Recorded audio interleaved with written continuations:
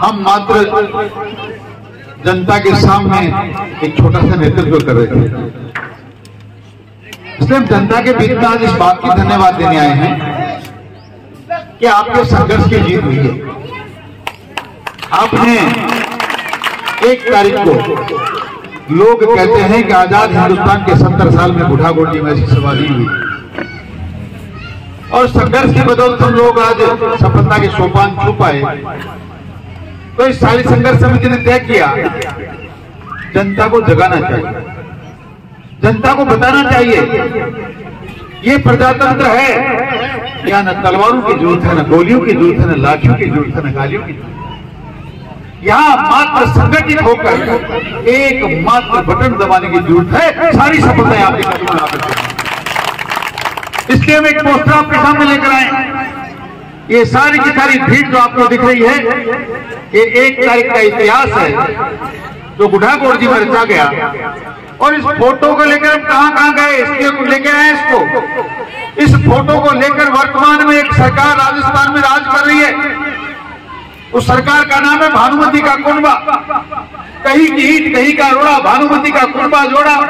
कोई सपा से आया, कोई बसपा से आया, कोई निर्दलीय आया, कोई इधर से आया, कोई उधर से आया। 102 लोगों के एक चंडाल टोकरे ने मिलकर ऐसा चोर गिरोह बनाया जिसने पूरे राजस्थान को लूट दिया। उस गिरोह को भी ठुकना पड़ा। उसके भी समझ में आई उनके मुखिया के, अगर जनता ने इस प्रकार का संघर्ष करने का मानस बना लिया है तो दुनिया की कोई ताकत इनको रोक नहीं पाएगी। इसलिए हमारे सामने कहा, आपका बुढ़ागोड़ जी झुंझुनू में रहेगा, आप जाइए, आपका सम्मान। ऐसे वक्त पर, ऐसे समय पर एक कबीर देश के प्रधानमंत्री रहे जिनका नाम था परम आदरणीय पूज्य अटल बिहारी जी वाजपेयी। उनकी 4 लाइनें मुझे हमेशा याद आती हैं। वो कहते थे, बाधाएं आती हैं आए, हमारे सामने भी आई। ये गांव जिसने भारतीय जनता पार्टी का पेड़ लगाया, परम आदरणीय सम्मानीय पूजनीय स्वर्गीय समदर सिंह जी, जिन्होंने भारतीय जनता पार्टी को उस गांव में खड़ा करने का काम किया, उनका नाम लिए बिना नहीं रह सकता। उनके गांव में हम जब बुढ़ा गांव को झुंझुनू में मिलाने की बात कर रहे थे, कुछ उन्मादी ताकतों ने काले झंडे दिखाने का काम किया। मुझे ये शब्द उस दिन भी याद आ रहा था। क्या फर्क पड़ता है, आप ठंडे दिखाएं, आप लाठियां दिखाएं, तलवार दिखाएं, कोई फर्क नहीं पड़ता। प्रजातंत्र में जब तक मेरे सामने बैठे चेहरे हमारे पीछे हैं, हम आग में भी कूद सकते हैं। वो कहते थे, बाधाएं आती हैं आए, घिरे चलेंगी घोर गठाएं, नंगे पांव अंगारू पर चलकर सिर पर बरसे साए ज्वालाएं, निज हाथों में हाथ लगाकर चलना होगा, कदम मिलाकर चलना होगा। हम कदम मिलाकर चलेंगे, दुनिया की कोई ताकत सफलता को हमसे छीन नहीं सकती। हम उस पार्टी की विचारधारा के लोग हैं जिनका अभी मैंने आपके सामने 4 लाइनें रखी। उन्होंने कभी जीवन की जीने और मरने की परवाह की नहीं, और हमने कभी नैतिकता नहीं खोई। हम नीति और नैतिकता नहीं खोते। एक वोट की खातिर हिंदुस्तान की सल्तनत गिर गई, पार्लियामेंट में बहुमत खो दिया, पर किसी के सामने भीख नहीं मांगी, गिड़गिड़ाए नहीं, समझौता नहीं किया। यही कारण है कि एक पार्टी 2 सांसद रखने वाली भारतीय जनता पार्टी आज संसार की सबसे बड़ी पार्टी है, और हमें फख्र है कि उस पार्टी के सिपाही हैं।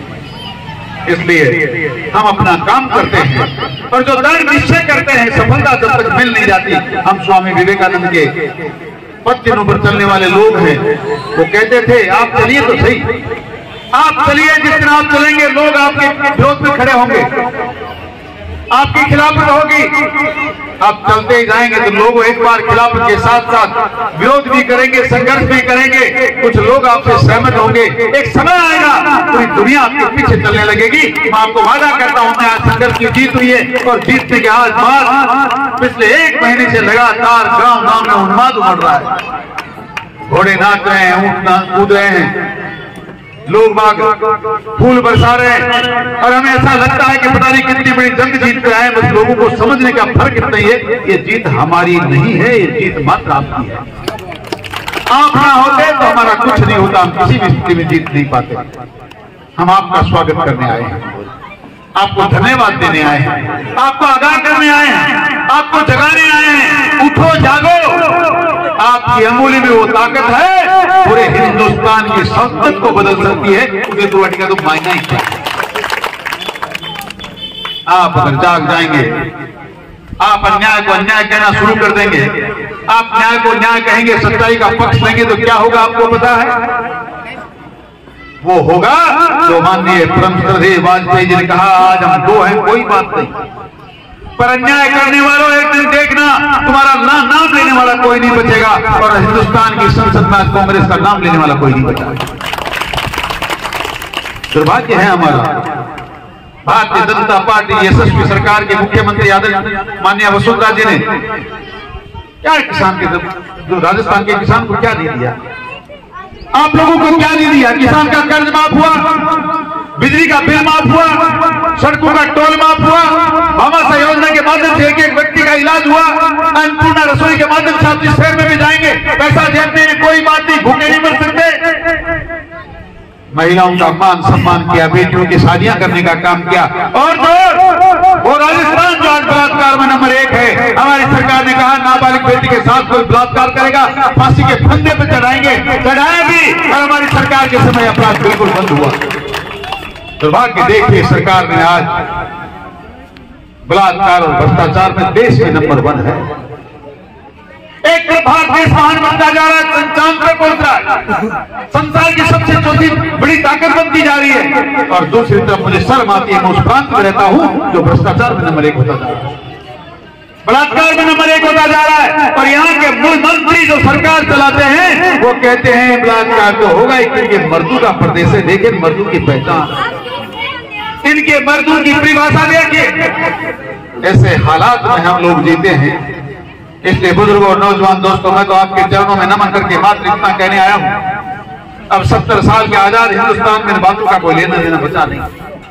हमारी जाति पाति धर्म और मजहब कुछ नहीं होना चाहिए। इन सब चीजों से ऊपर उठकर हमें काम करना चाहिए, इस बात पर भरोसा करना चाहिए। हमारी सरकार ने जिस प्रकार 2013 से लेकर 18 तक राम राज स्थापित करने का काम किया, हमारी कथनी और करने में फर्क नहीं है। 500 साल से लगातार ये सनातनी कभी मंदिर बनाने की बात करते हैं, कभी कोई और बात करते हैं। हमने पूरे देश को साथ रखकर हर धर्म और हर मजहब का सम्मान करते हुए धारा 370 को हटाया, हमने 35A को हटाया, हमने रामलला का भगवान का मंदिर भी बनाया, और हर एक धर्म के हमने मान और सम्मान बढ़ाया, किसी के साथ कोई अन्याय नहीं की। हम वाकई वसुवेद कुटुंबकम की स्थापना करने वाले लोग हैं, इसलिए आपको विश्वास दिलाने आए हैं। आप जागिए, आप संगठित रहिए। आने वाला राजस्थान डबल इंजन की सरकार का राजस्थान होगा। जिस प्रकार उत्तर प्रदेश लगातार आगे बढ़ रहा मोदी जी के नेतृत्व में, उसी प्रकार राजस्थान भी आगे बढ़ेगा, और मोदी जी के नेतृत्व में देश ही विकास नहीं करेगा, राजस्थान में नंबर 1 बनेगा। कभी था 13 से 18 में, अब भी बनेगा। ऐसा हम आपसे निवेदन करने आए हैं। आपको हम धन्यवाद इस बात का भी देने आए हैं कि आप लोगों ने हमें बड़ा मोटिवेशन दिया, हमारी हिम्मत बढ़ाई। बुढ़ागोड़ जी में पहुंचकर आप लोगों ने जो संदेश हमें दिया, उस संदेश के भरोसे एक कदम जीत कर आए हैं। आपके सामने निवेदन लेकर आए हैं कि हम इस भ्रष्टाचार को, इस बलात्कारी सरकार को उखाड़ फेंकना चाहते हैं। इनको हम ऐसी जगह पहुंचाना चाहते हैं कि दोबारा उदय त्रिपाठी में इस प्रकार के कार्यक्रम क्रियाक्रम करने वाले लोग ना आए।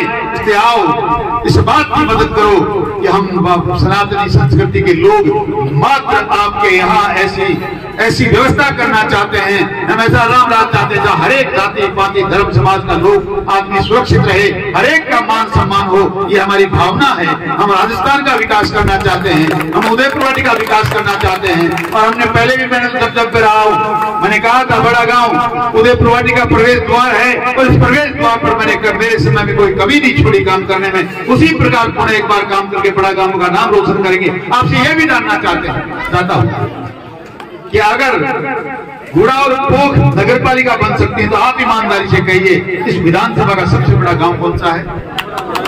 क्यों नहीं बना? बनना चाहिए था ना। सिर्फ चक्कर ये है कि लोग ये समझते हैं कि जाति समाज के वोट हमारी जेब में है, ये तो कहां जाएंगे, गली जाएंगे। ये सोच बदलनी होगी। वोटों में जाति पाति धर्म मजहब का लेना देना नहीं होना चाहिए। जिस प्रकार का हक व्यक्ति का है, जिस प्रकार का औसत पर व्यक्ति का है, जैसी जनसंख्या आदमियों की है, उसके अनुसार विकास होना चाहिए। जो होना चाहिए था वो नहीं हुआ। हम आपसे वादा करते हैं, ये संघर्ष समिति और भारतीय जनता पार्टी आपको विश्वास दिलाती है, हम गुढ़ागोड़ को उपखंड भी बनाएंगे, आपकी पंचायत समिति और आपका प्रधान भी होगा, आपके यहाँ मुंसिफ कोर्ट भी बनेगा, और हमारा समय आया तो आपका गांव नगर पालिका भी बनेगा। आपको विश्वास दिलाना चाहते हैं, मात्र आपके सहयोग की जरूरत है, आपके हिम्मत और आपके पीछे, हमारे पीठ पे पीछे आपका सहयोग चाहिए, आपका हाथ चाहिए। फिर हम बिल्कुल जिस प्रकार एक संघर्ष को जीत कर आए हैं, आने वाली लड़ाइयों में हम आपको जीत कर दिखाएंगे। आप लोग यहाँ पधारे, आपका बहुत बहुत धन्यवाद। आपने मुझे सुना, इस बात के लिए आपका साधुवाद, बहुत बहुत धन्यवाद। जय हिंद, राम राम।